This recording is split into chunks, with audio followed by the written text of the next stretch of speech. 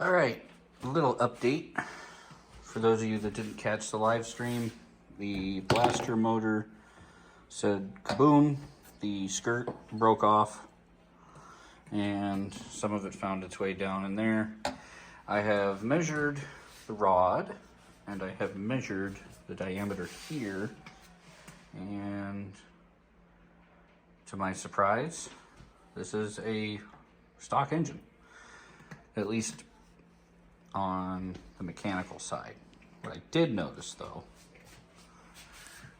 is this beautiful port work that somebody did to this, which makes an awful lot of sense why this thing had so much get up and go. So I am opting to keep the stock setup here because this is a stock bore, stock rod length, so not a stroker. That's good because it's going to be the cheapest way to fix this. So we're going to just put OEM crank back in it, or OEM spec. I want to get a hot rod or something beefier. Definitely not putting a Wiseco crank back in it.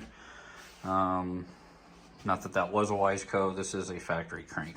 I did the research on it, so at least it's measuring out as such. So we'll split the cases, see what's in there. But yeah, a little bit of good news.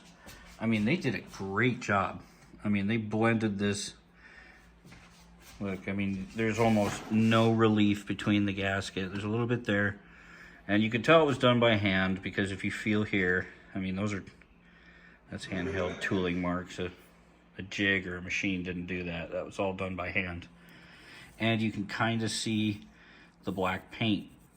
That not all the tool marks got it out.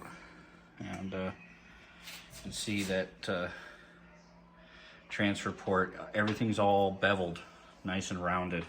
That was all done by hand. So this cylinder is a keeper. Somebody really put a lot of time. The only thing I'm going to add here, something to point out, is there is no Boysen transfer port here,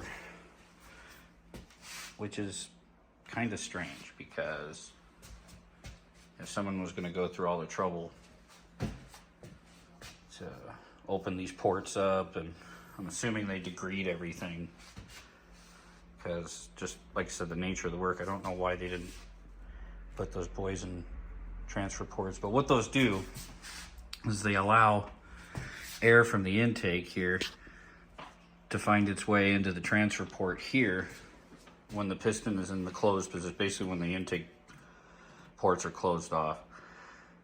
What this does is it gives you a lot harder punch in the mid-range and allows the motor to rev a little higher.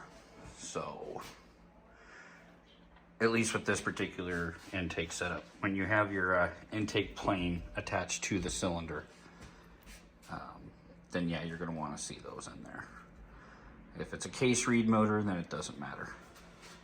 But in this case, that's the only thing I'm going to do. We're going to take a small drill bit. We're going to drill a pilot hole right hugging the side of this cylinder liner and going right into the intake.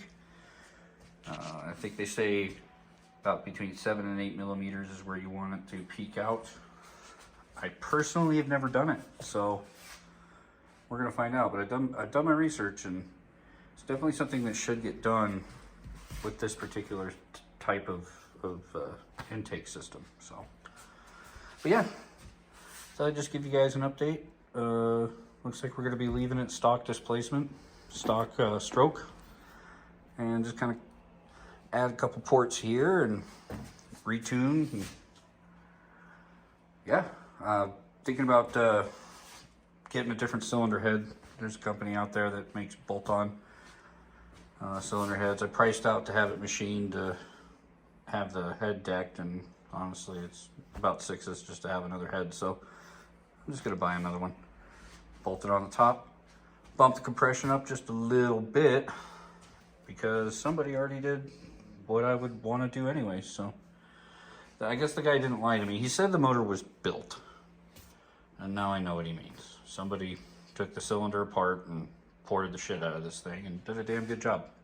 So yeah, I'll do it. Short video. Like, share, subscribe. Stay tuned. We're gonna Got some parts ordered. We're going to be splitting the cases here. I'm going to swap out these horrible fasteners with some Allen heads, and I show you a neat little tool to get these out, since you know, they've probably been there since the early 90s. And just be prepared to drill some out if you have to. But usually if you use heat and impact screwdriver, I have a screwdriver that when you hit it, it turns. That's usually how you have to get these loose. But anyways, folks, like, share, subscribe. See you later.